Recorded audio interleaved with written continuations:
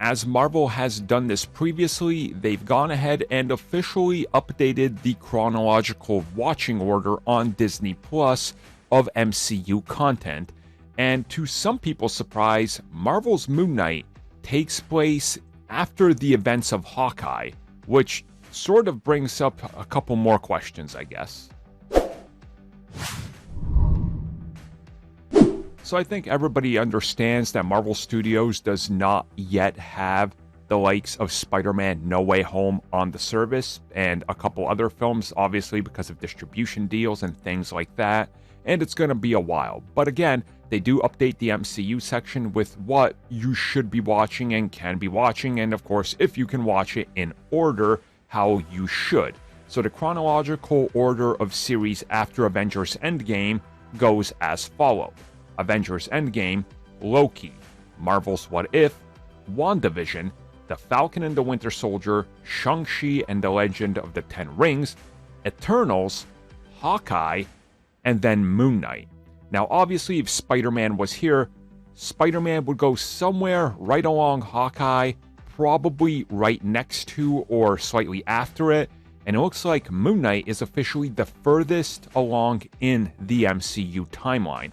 My guess would be Moon Knight is taking place right before the events of Doctor Strange, if the events of that film are going to have any huge ramifications on everything. Which I would assume they do because, well, naturally, that's kind of how these things operate really. And I think Doctor Strange with the whole multiverse thing is definitely going to leave us on somewhat of a, whoa, we got to question everything now that's going on in the MCU even more. So with that in mind, I don't think anybody's really surprised that Moon Knight is this far along. I know some people thought that maybe it could be taking place anywhere after Endgame. Myself and Mitch talked about the fact that if you just look at the series for what it is, specifically that first episode, you could legit tell people that it takes place around the same time as Iron Man 1, and there's nothing that literally says it doesn't.